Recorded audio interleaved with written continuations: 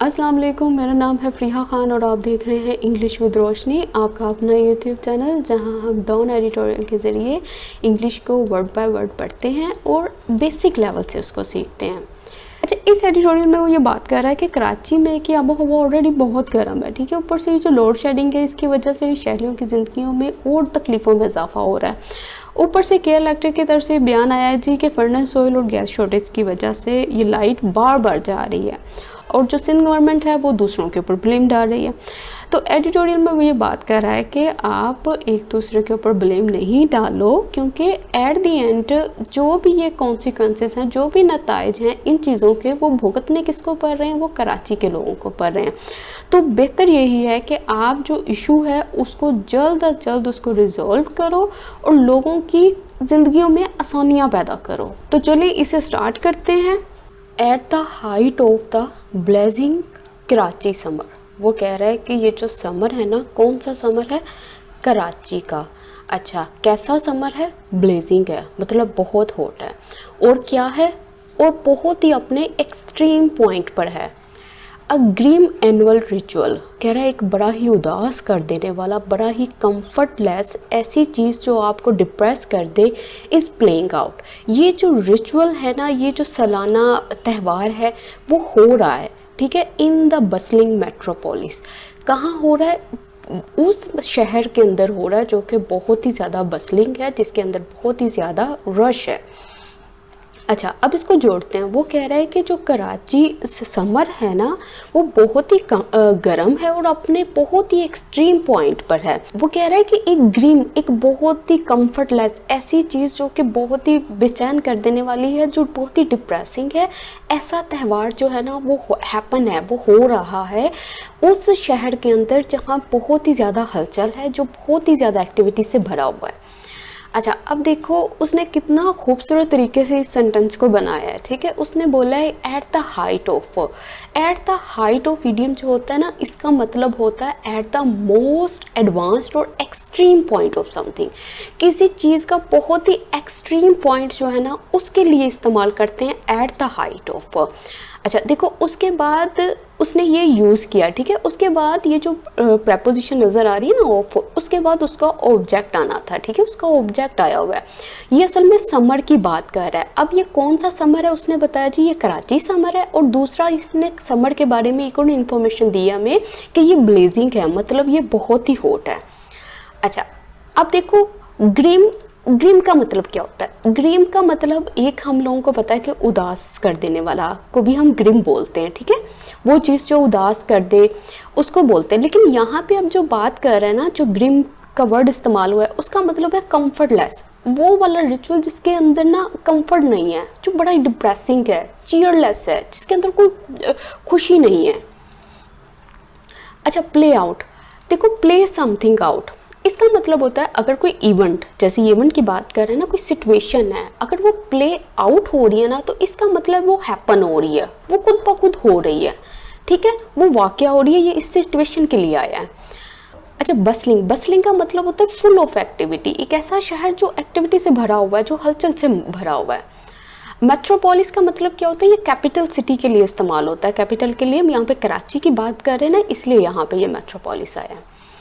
As the sun beats down, कहता है जैसा कि जो सन है वो बीट्स डाउन करता है, मतलब वो बहुत स्ट्रॉन्गली, बड़ी शिद्दत से चमकता है और आबो हवा को गर्म करता है, मर्सीलेसली, मतलब बगैर किसी रहम के, ऑन द सिटी पर, एंड हाई ह्यूमिडिटी, और कहता है वो बहुत ज़्यादा, वो जो नमी है ना मेक्स बना देती है कंडीशंस को स्टिफलिंग, मतलब वो बहुत ही अनप्लेजेंट बना देती हैं। ऊपर से वो कह रहा है लॉन्ग पावर कट्स। अच्छा, अब कौन सी पावर कट्स हैं? ये कौन से लाइट जाने की बात कर रहा है? कहता है ये वो हैं जो अनाउंस्ड भी हैं और अनअनाउंस्ड भी हैं, मतलब जिनके बारे में बताया भी जाता है और जिनके बारे में नहीं भी बताया जाता। हैव बिकम, वो बन चुकी हैं। अब ये जो लॉन्ग पावर कट्स हैं वो बन चुकी हैं। क्या बन चुकी हैं? रूटीन, एक रूटीन बन गई हैं अक्रॉस द मेट्रोपोलिस, पूरे शहर के अंदर। कैसे बनी है ये? हीपिंग फर्दर मिजरी, हीप करते हुए, बढ़ाते हुए मजीद पेन को, अपॉन किसके ऊपर? द फ्रेजल्ट, उन शहरियों के अंदर, उन डिवेलर्स के ऊपर जो कि बहुत ज़्यादा फ्रेजल्ट हैं, एग्जॉस्टेड हैं। और ये डिवेलर्स कहाँ के हैं? कराची के हैं। अच्छा, अब वो कह रहे हैं जैसे ही सन जो है ना बड़ी शिद्दत से चमकता है, और जब सन चमकता है तो ऑफ कोर्स जो उसकी आबो हवा है वो भी बहुत गर्म हो जाती है। और ये कैसे चमकता है सिटी के ऊपर, बड़ी बेरहमी से। और क्या होता है, जितनी भी आबो हवा में जो नमी होती है ना, उससे क्या होता है कंडीशंस को वो बहुत ज़्यादा एग्जॉस्ट कर देता है, बहुत गर्म कर देता है और अनप्लेजेंट कर देता है। ऊपर से वो कह रहा है जितनी भी लॉन्ग पावर कट्स हैं, जो लंबी लंबी देर तक जो लाइट का जाना है, चाहे वो अनाउंस है चाहे अनअनाउंस्ड है, वो बन चुकी है रूटीन पूरे शहर में। और किस तरह से ये रूटीन बन चुकी है, बढ़ाते हुए मज़ीद पेन को लोगों के ऊपर। और लोग कहाँ के हैं, कहाँ के शहरी हैं, कहाँ के रिहायशी हैं, कराची के हैं। तो अब ये देखो, अब देखो एक चीज़ नोट करना, एज जो होता है ना वो कंजंक्शन भी होती है, एज जो होती है वो प्रपोजिशन भी होती है। अब यहाँ पे एज किस तौर पे लगा हुआ है, ये एज कंजंक्शन के तौर पर लगा हुआ है, ये टू क्लॉजेस को यहाँ पे जोड़ रहा है। बीट्स डाउन, कहते हैं if the sun beats down ना it shines very strongly and makes the air very hot. जब कहते हैं ना कि सन जो है बीट्स डाउन हो गया, तो इसका मतलब है वो बहुत शिद्दत से, बहुत तेज़ी से चमक रहा है और आबो हवा को गर्म कर रहा है। उसके बाद हाई ह्यूमिडिटी, ह्यूमिडिटी क्या होता है, ये नमी होती है, ठीक है। इसको कहते हैं measure of how wet the air is, जो हवा के अंदर जो नमी होती है ना उसको बोलते हैं ह्यूमिडिटी। स्टिफलिंग, इसका मतलब होता है सख्त गर्म, ठीक है, extremely hot and unpleasant, stifling. Long power cuts, अच्छा लॉन्ग पावर कट्स मतलब जो पावर की सप्लाई है उनको लंबी लंबी देर तक कट कर देना। हीप का मतलब होता है एक के बाद दूसरा, दूसरे के बाद तीसरा, मतलब बढ़ता हुआ। मिजरी का मतलब क्या होता है, एग्नी, पेन, टॉर्मेंट, तकलीफ। फ्रेजल्ट का मतलब होता है कम्प्लीटली एग्जॉस्टेड, जब आप बहुत ज़्यादा उकता चुके होते, थक जाते होते एक सिचुएशन से। डिवेलर्स का मतलब होता है किसी जगह रहने वाला, a person who lives in a particular type of place. जैसे जो लोग शहरों में रहते हैं उसको कहते हैं सिटी डिवेलर्स, कि ये शहरी लोग हैं, ये यहाँ पे रहने वाले हैं। तो अब ये कहाँ के डिवेलर्स हैं, ये कराची के डिवेलर्स हैं। के इलेक्ट्रिक, वो कह रहा था city sole power supplier, city का ना, शहर का, कराची का, वो कह रहा है एक वाहिद ही पावर सप्लायर है। सेज कहता है द एडिशनल कट्स, ये जो मजीद कट्स हो रहे हैं ना, पावर कट्स हो रहे हैं, वो क्यों है, are due to furnace oil and gas shortage. कह रहा है कि ये इनकी वजह से हो रहे हैं, इनके शॉर्टेज की वजह से हो रहे हैं, इनकी कमी की वजह से हो रहे हैं। सिंपल सेंटेंस है, के इलेक्ट्रिक सब्जेक्ट है, सेज उसकी वर्ब है, द एडिशनल कट्स आर उसकी वर्ब है, ठीक है। वो कह रहा है कि यानी कि जो के इलेक्ट्रिक पूरे शहर का वाहिद पावर सप्लायर है, वो ये बात कहता है कि जो मज़ीद ये जो लाइट का जाना है ये फर्नेस ऑयल एंड गैस के शॉर्टेज की वजह से है। हाउएवर, ताहम the federal government doesn't appear, वो नहीं दिखाई देती, टू बी बाइंग, बिलीव करती हुई इट्स एक्सप्लेनेशन, इसकी तफसील को। तो वो ये बात कह रहा है कि ये जो तफसील उसने दी है ना, कि ये जो लाइट्स जाती हैं, एडिशनल कट्स हो रहे हैं, ये फर्नेस ऑयल और गैस शॉर्टेज की वजह से है। तो वो ये कह रहा है कि जो फेडरल गवर्नमेंट है ना, उसको देख के लगता है कि वो ये जो आप एक्सप्लेनेशन दे रहे हो ना, ये जो आप तफसील बयान कर रहे हो, उसको नहीं लगता कि ये ट्रू है। अच्छा, टू बी जो होता है ना वो कंटिन्यूस इन्फिनेटिव होता है। ये इसका मतलब क्या होता है, ये कहाँ कहाँ इस्तेमाल होता है, ये किसी काम या किसी एक्शन की कंटिन्यूटी को शो करता है, उसकी रनिंग कंडीशन को शो करता है। कुछ वर्ब्स ऐसे हैं जिसके साथ आपको मोस्टली नज़र आएगा, जैसे अपीयर हो गया, सीम हो गया, प्रीटेंड हो गया, ठीक है। अब इसकी एग्जांपल्स देखो पहले, ठीक है। इसको बनाने के भी 2 मेथड्स होते हैं। जैसे अगर हम ये कहें कि ऐसा दिखाई देता है, ऐसा लग रहा था कि वो जो इंसान है ना वो तुम्हारी तरफ आ रहा था, ठीक है। एक तो सिंपल मेथड है, जैसे हम बना सकते हैं, इसमें 2 सेंटेंसेस हैं। जैसे इट अपीयर्स, ऐसा दिखाई देता है, दैट ये कि he is coming towards you, वो तुम्हारी तरफ आ रहा है। अब इसी को ज़रा एडवांस लेवल पे ले जाओ ना, ज़रा अच्छे दूसरे लेवल पे ले जाओ, तो वो ये सेंटेंस इस तरह से बनेगा, ही अपीयर्स, वो दिखाई देता है, to be coming towards you, तुम्हारी तरफ आता हुआ दिखाई देता है। देखो यहाँ पे जो टू बी कमिंग है, ये एक्शन की कंटिन्यूटी को शो कर रहा है। ये सेंटेंस, ये दोनों सेंटेंस सेम है, दोनों के मीनिंग सेम है, आप कोई भी लिख सकते हो। अब देखो, ही सीम्ड, वो दिखाई दिया, टू बी स्टीलिंग मनी, अब कोई लड़का था वो दिखाई दिया आपको कि वो पैसों को चोरी कर रहा था, ठीक है। अब आपने यही बात कन्वे करनी है, तो आप इस तरीके से भी कह सकते हो कि ऐसा लगा था कि वो जो लड़का था ना वो पैसों को चोरी कर रहा था, ठीक है। 2 सेंटेंसेस हो गए इसमें, ऐसा लगा था, इट सीम्ड दैट ये कि वो पैसों को चोरी कर रहा था, ही वॉज स्टीलिंग मनी। अब इसी सेंटेंस को आप इस तरह से भी बना सकते हो, इसमें इट नहीं आएगा, इसमें ये जो ही है ना, जो सब्जेक्ट है जिसकी बात कर रहे होगे वो यहाँ पे लग जाएगा, ठीक है।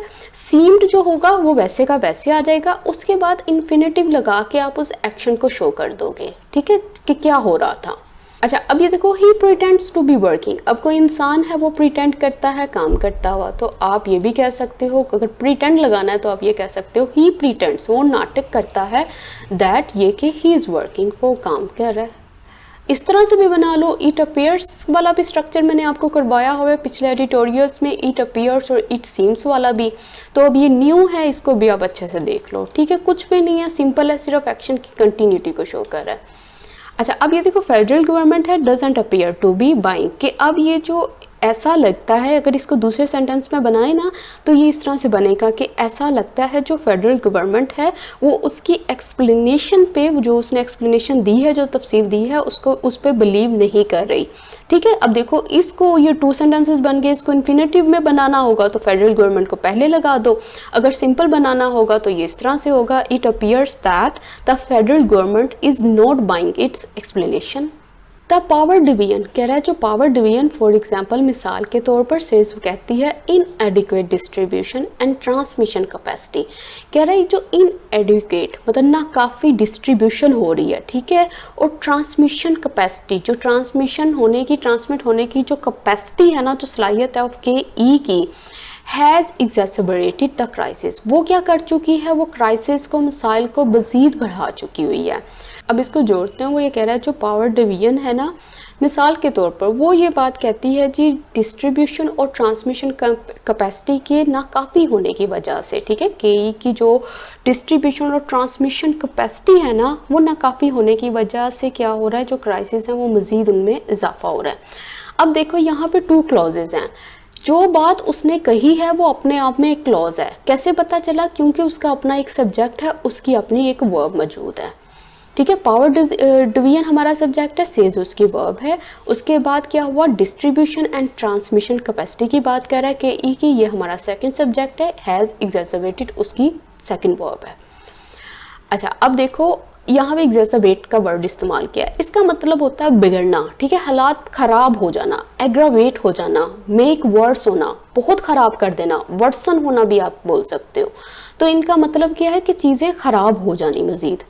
The Sindh government meanwhile कह रहा है जो सिंध गवर्नमेंट है इसी दौरान has pointed the finger at Islamabad, इसी दौरान उसने क्या किया है, उसने सारा ब्लेम डाल दिया किसके ऊपर, इस्लामाबाद के ऊपर। किस तरह से, ब्लेमिंग इट, इल्ज़ाम डालते हुए फॉर शॉर्ट फ्यूल सप्लाईज, कि जी आप शॉर्ट फ्यूल सप्लाईज कर रहे हो तो इस वजह से ये सारा कुछ हो रहा है। अच्छा, अब इसको जोड़ते हैं, वो कह रहा है जो सिंध गवर्नमेंट है ना उसने किसकी तरफ उंगली उठाई, उसने इस्लामाबाद की तरफ उंगली उठाई। किस तरह से उठाई, इल्ज़ाम लगाते हुए, किस चीज़ का, फोर लगा के बता रहा है जो भी फ्यूल सप्लाईज की कमी है उसका। अच्छा, द सिंध गवर्नमेंट हमारा सब्जेक्ट है, हैज़ पॉइंटेड जो है ना हमारी वर्ब है। ये पूरे की पूरा जो स्ट्रक्चर है ना, point the finger at somebody, इसका मतलब होता है टू ब्लेम समवन और say that they have done something wrong. कहते नहीं है किसी के ऊपर उंगली उठाना, उंगली किस लिए उठाई जाती है किसी के ऊपर, जब आपने किसी के ऊपर इल्ज़ाम लगाना हो, ये कहना हो कि इस इंसान ने ये काम गलत किया है, तो वो ये चीज़ है point the finger at somebody. As जैसा कि the stakeholders shift the blame, कहता है जैसा कि जो स्टेक होल्डर्स हैं वो शिफ्ट कर देते हैं, मुंतकिल कर रहे हैं ब्लेम को, the people of Karachi have to bear the consequences in suffocating heat. कह रहे हैं जहाँ पे ये हो रहा है कि जो स्टेक होल्डर्स हैं ना वो जो इशू है उसको सॉल्व करने के बजाय वो क्या कर रहे हैं, वो ब्लेम को शिफ्ट कर रहे हैं, एक दूसरे के ऊपर ब्लेम डाल रहे हैं।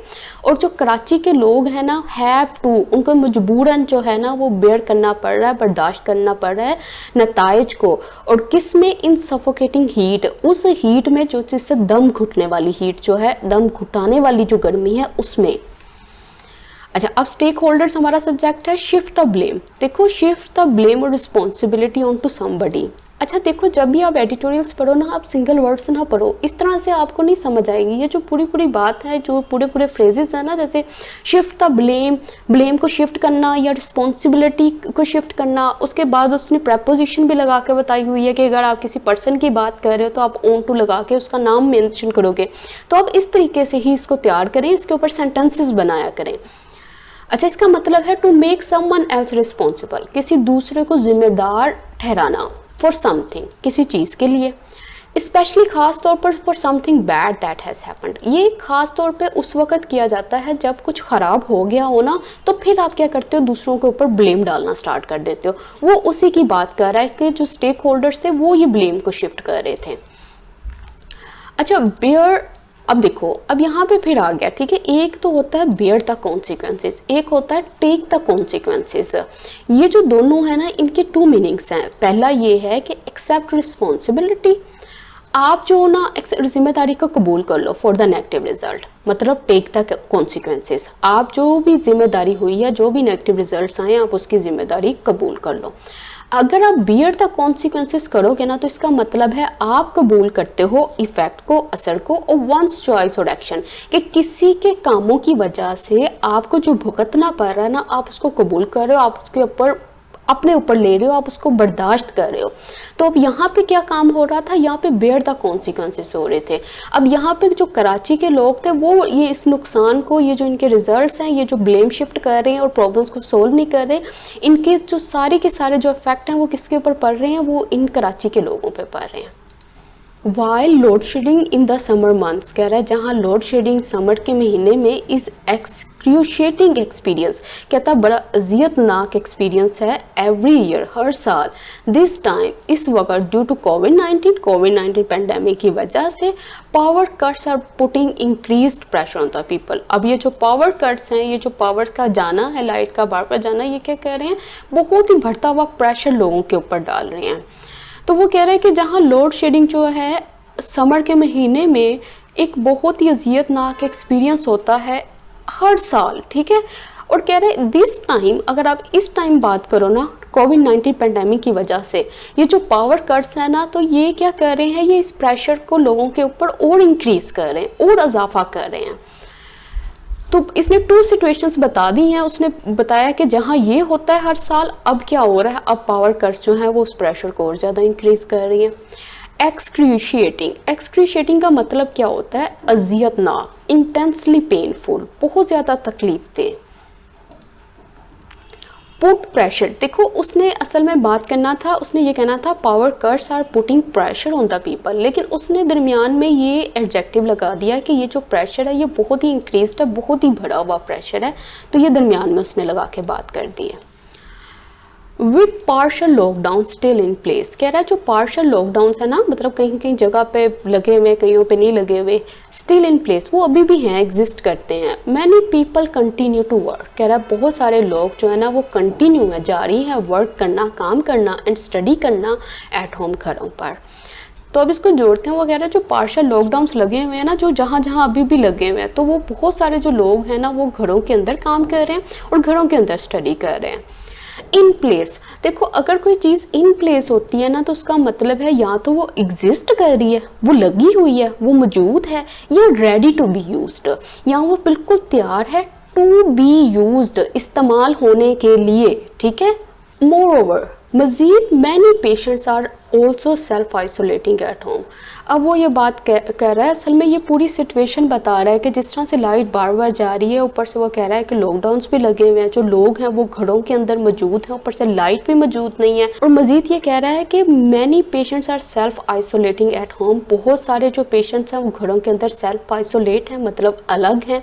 So there is an added urgency, तो वहाँ पे क्या है, बहुत बड़ी हुई ज़रूरत है टू सॉल्व करने के लिए द इशू को विदाउट डिले, बगैर डिले के। तो वो ये बात कर रहा है कि मज़ीद ये कि जो पेशेंट्स हैं वो ऑलरेडी आइसोलेट हुए हुए हैं, सेल्फ आइसोलेट हुए हैं घरों के अंदर, तो इस वजह से क्या है, ऊपर से पार्शल लॉकडाउन है, लोग घरों के अंदर मौजूद हैं, तो बहुत ज़्यादा अर्जेंसी है, बहुत ज़्यादा ज़रूरत है कि आप सॉल्व करो इन इशू को बगैर किसी डिले के। अच्छा, मैनी पेशेंट्स हमारा सब्जेक्ट है, आर उसकी वर्ब है, ठीक है। यहाँ पे फिर इन्वर्जन बनी हुई है, एन एडिड अर्जेंसी हमारा सब्जेक्ट है, इज उसकी वर्ब है। Already there have been protest, अब देखो फिर यहाँ पे भी इन्वर्जन बनी हुई है, कहता है वहाँ पे बहुत सारे प्रोटेस्ट रह चुके हैं, अगेंस्ट किसके खिलाफ, द पावर कट्स के खिलाफ, इन सेवरल सिटी एरियाज, बहुत सारे शहरी इलाकों में, एज जैसा कि people have been compelled to take the streets, क्यों? क्योंकि लोग जो है ना उन्हें मजबूर कर दिया गया है कि वो सड़कों पर आएँ। ड्यू टू किसकी वजह से? द स्कार्सिटी, कमी की वजह से इलेक्ट्रिसिटी और पानी के। तो वो कह रहा है पहले ही वहाँ पे ना बहुत ज़्यादा प्रोटेस्ट हैं, एहतजाज हैं, किन के खिलाफ? पावर कट्स के, जो पावर का बार बार जाना है बहुत सारे शहरों में। कहता है जैसा कि लोग जो है बिल्कुल मजबूर हो गए हैं कि वो दोबारा स्ट्रीट्स पे आ गए हैं, क्योंकि इस स्कार्सिटी की वजह से, कमी की वजह से, जो कि इलेक्ट्रिसिटी और वाटर की वजह से है। अब देखो यहाँ पे अभी तो वो बात कर रहा है ना कि लॉकडाउन की वजह से लोगों ने घरों में बैठना है, लेकिन अब ये जो सिचुएशन है ना, ये जो पावर कट्स हैं, इन चीज़ों ने लोगों को कंपेल कर दिया, मजबूर कर दिया है कि वो कहाँ पे आ जाएं? वो स्ट्रीट्स पे आ जाएं। पावर कट्स क्या होता है? Interruption in the supply of electricity. जो इलेक्ट्रिसिटी हमें आती है और जो अचानक से पावर कट हो जाती है, मतलब लाइट चली जाती है, उसके लिए एक सेकंड वर्ड होता है पावर कट्स। अच्छा, कंपेल टू का मतलब होता है किसी को मजबूर करना या मजबूर होना, ठीक है? कंपेल कर देना, किसी को मजबूर कर देना। To take to the streets, take to the streets idiom का मतलब होता है to go outside on the streets, के बाहर चले जाना, स्ट्रीट्स के ऊपर, ठीक है? इसको आप इकट्ठे ही याद करोगे, इस तरह से नहीं करना, आपने पूरा याद करना है। टेक टू द स्ट्रीट्स का मतलब है कि सड़कों पर आ जाना। स्कार्सिटी, इसका मतलब होता है किल्लत, कमी, ठीक है? शॉर्टेज, शॉर्टफॉल, इन सब के लिए इस्तेमाल होता है स्कार्सिटी वर्ड। टू प्रिवेंट, रोकने के लिए, फर्दर, मजीद, डिटीरियोरेशन, खराबी को, ऑफ लॉ, लॉ की, एंड ऑर्डर की, and for the sake of, और किसके लिए, किसकी खातिर? पब्लिक हेल्थ, लोगों अवाम की हेल्थ के लिए, एंड वेलबींग, उनकी भलाई के लिए। The crisis needs to be addressed immediately, तो ये जो क्राइसिस हैं उनको ज़रूरत है कि उनको एड्रेस किया जाए, उनको डील किया जाए फौरी तौर पर। तो वो ये कह रहा है, देखो ये टू प्रिवेंट जो होती है ना, इन्फिनेटिव, जो इन्फिनेटिव्स होती हैं या ये होती हैं, ये अपने बाद अपना ऑब्जेक्ट रख सकती हैं, ठीक है? जैसे टू प्रिवेंट वर्ड, किस चीज़ के प्रिवेंट करने की आप बात कर रहे हो? जी आप बात कर रहे हो डिटीरियोरेशन की, खराबी की, लॉ की और ऑर्डर की, ठीक है? ये इसका ऑब्जेक्ट है, ये जो चीज़ नज़र आ रही है ये इन्फिनेटिव का ऑब्जेक्ट है, ये सारे का सारा। अच्छा, अब वो ये बात कह रहा है, अगर इसको जोड़ें तो वो ये बात कह रहा है कि ना मज़ीद खराबी को, लॉ की और ऑर्डर की, इस चीज़ की मज़ीद खराबी को, मज़ीद ख़राब होने को रोकने के लिए लोगों की, अवाम की जो सेहत है और जो उनकी भलाई है, उसकी खातिर ये जो क्राइसिस हैं बहुत ज़रूरी है कि इनको फौरी तौर पर इनसे निपटा जाए। अच्छा, डिटीरियोरेशन का मतलब क्या होता है? इसका मतलब होता है बिगड़ना, ख़राब होना, वर्सनिंग, डिक्लाइनिंग, किसी चीज़ का बहुत ज़्यादा ख़राब होना, किसी चीज़ की हालत ख़राब होना। जैसे ये लॉ है, ये बहुत ख़राब हो रहा है कि ये, और ये जो ऑर्डर है कि आप घरों में बैठे हैं, तो ये सारी की सारी चीज़ें ख़राब हो रही हैं, लोग सड़कों पर आ गए हैं।